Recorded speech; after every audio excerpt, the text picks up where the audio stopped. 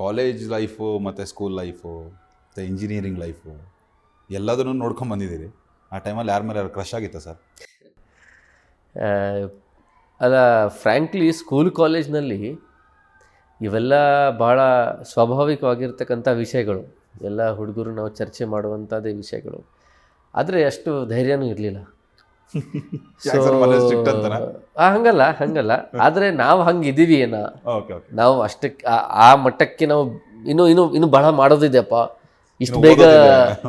ಇಷ್ಟು ಬೇಗ ಇವೆಲ್ಲದಕ್ಕೆ ಎಲ್ಲಿ ಕೈ ಹಾಕೋದು, ಇಷ್ಟು ಬೇಗ ಇವೆಲ್ಲ ಟಾಪಿಕ್ಸ್ಗೆ ಹೋಗಲಿಕ್ಕೆ ಅಷ್ಟು ಕಾನ್ಫಿಡೆನ್ಸ್ನೂ ಇರಲಿಲ್ಲ. ಪ್ಲಸ್ ನಮ್ಮ ಸರ್ಕಲ್ನಲ್ಲಿ ಇರೋರು ಕೂಡ ತೀರಾ ತಲೆ ಕೆಡ್ಸ್ಕೊಂಡು ಅದಕ್ಕೆ ಹೋಗ್ತಿರ್ಲಿಲ್ಲ. ಇನ್ನೊಂದು ಜನರಲಿ ನಮ್ಮ ಸರ್ಕಲಲ್ಲಿ ಮಾತಪ್ಪ, ಇಲ್ಲ ಅವೆಲ್ಲ ಮಾಡಬೇಕಾದ್ರೆ ಭಾಳ ಖರ್ಚಾಗ್ತದೆ. ಸೊ ಅದು ಒಂದು ರೆಸ್ಟ್ರಿಕ್ಷನ್. ಮತ್ತು ಹಿಂದೆ ಹೋಗೋದು ಅಗೇನ್ ಟು. ಸೊ ಆ ಟೈಮ್ನಲ್ಲಿ ಎಲ್ಲೂ ಡೈವರ್ಟ್ ಆಗಲಿಕ್ಕೂ ಅವಕಾಶನೂ ಇರಲಿಲ್ಲ. ಮತ್ತು ನಾನು ಹೇಳಿದಲ್ಲ, ಅಷ್ಟು ನಾವು ರೆಡಿನೂ ಇರಲಿಲ್ಲ, ಬಹುಶಃ ಮೆಂಟಲಿನೂ ಪ್ರಿಪೇರ್ ಇರಲಿಲ್ಲ that I can take a decision of that sort.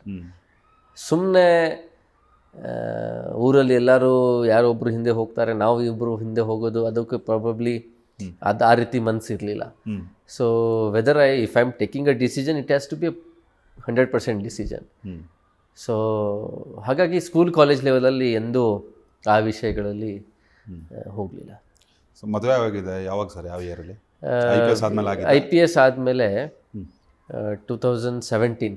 So ನಾನು ನಮ್ಮದು NPA ಟ್ರೈನಿಂಗ್ ಮುಗಿಸ್ಕೊಂಡು ಬಂದೆ ನ್ಯಾಷನಲ್ ಪೊಲೀಸ್ ಅಕಾಡೆಮಿನಲ್ಲಿ. ಆ ಟ್ರೈನಿಂಗ್ ಮುಗಿಸ್ಕೊಂಡು ಬಂದಮೇಲೆ ಮದುವೆ ಆಗಿತ್ತು. Arrange marriage sir? Arrange come love.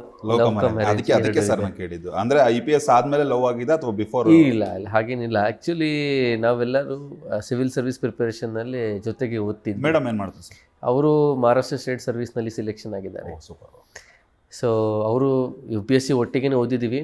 ಒಂದೆರಡು ಅಟೆಂಪ್ಟ್ ಕೊಟ್ಟ ಮೇಲೆ ಅವರು ಸ್ಟೇಟ್ ಸರ್ವಿಸಸ್ ಕಡೆ ಡೈವರ್ಟ್ ಆದರು.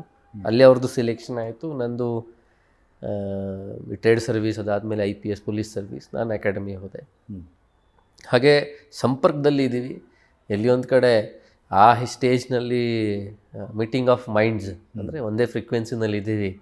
We can take a bold decision, ಮುಂದೆ ಹೋಗ್ಬೋದು, ಒಟ್ಟಿಗೆ ಇರ್ಬೋದು ಅಂತ. ಸೊ ಫ್ರೆಂಡ್ಶಿಪ್ ಸ್ಲೋಲಿ ಡೆವಲಪ್ ಆಗಿ ರಿಲೇಷನ್ಶಿಪ್ನಲ್ಲಿ ಡೆವಲಪ್ ಆಯಿತು. ಮನೆಯವರಿಗೆ ತಿಳಿಸಿದ್ದೀವಿ.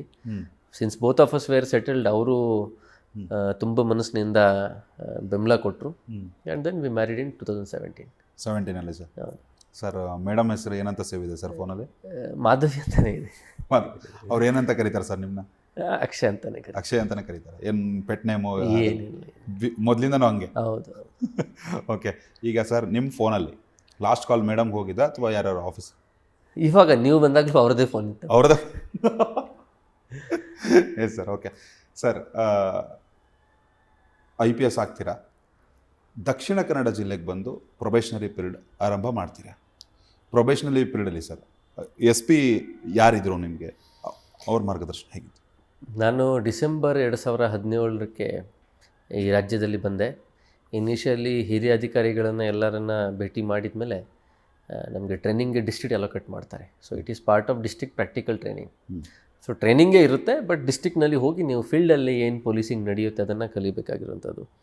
ಸೊ ಇನಿಷಿಯಲ್ ನಾನು ಹೋದಾಗ ಸುಧೀರ್ ರೆಡ್ಡಿ ಸರ್ ಇದ್ದರು.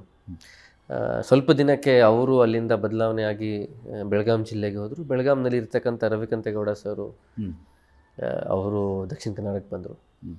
So he was one of the senior most SPs of that time. ನಾನು ಅಂದರೆ ಅವರು within the SP ranks he was senior most. Next promotion ಅವ್ರದ್ದು DIG ರ್ಯಾಂಕಿಗೆ ಆಗುವಂಥದ್ದು. ಸೊ ಅವರ ನೇತೃತ್ವದಲ್ಲಿ ದಕ್ಷಿಣ ಕನ್ನಡ ಜಿಲ್ಲೆಯಲ್ಲಿ ದಟ್ಟು ಇಲೆಕ್ಷನ್ ಇಯರ್ ಭಾಳ ಟಫ್ ಆಗಿರ್ತಕ್ಕಂಥ ಡಿಸ್ಟ್ರಿಕ್ಟ್ಸು. ಬಿಕಾಸ್ ಇಲೆಕ್ಷನ್ ಇಯರ್ನಲ್ಲಿ ಹಲವಾರು ಇಶ್ಯೂಗಳು ಇರುವಂಥದ್ದು. ಸೊ ಅವ್ರ ನೇತೃತ್ವದಲ್ಲಿ ಜಿಲ್ಲಾ ಪೊಲೀಸು ಮತ್ತು ಅವ್ರ ಕೈಯಲ್ಲಿ ನಾವು ಟ್ರೈನಿಂಗ್ನಲ್ಲಿ ಪೊಲೀಸಿಂಗ್ ಜೊತೆ ಕನ್ನಡ.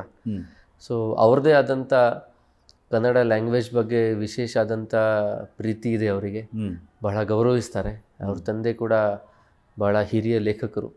ಹಾಗಾಗಿ ಯಾವಾಗಲೂ ಹೇಳ್ತಾ ಇರ್ತು, ಇಲ್ಲ ನಾನು ಪೊಲೀಸಿಗಿದ್ದರೂ ಕೂಡ ನನ್ನ passion about language, passion about literature, ಇವೆಲ್ಲ ವಿಷಯಗಳ ಬಗ್ಗೆ ಅವ್ರ ಆಸಕ್ತಿನ ಯಾವಾಗಲೂ ನಮ್ಮ ಜೊತೆಗೆ ಹಂಚ್ಕೊತಾ ಇದ್ದರು.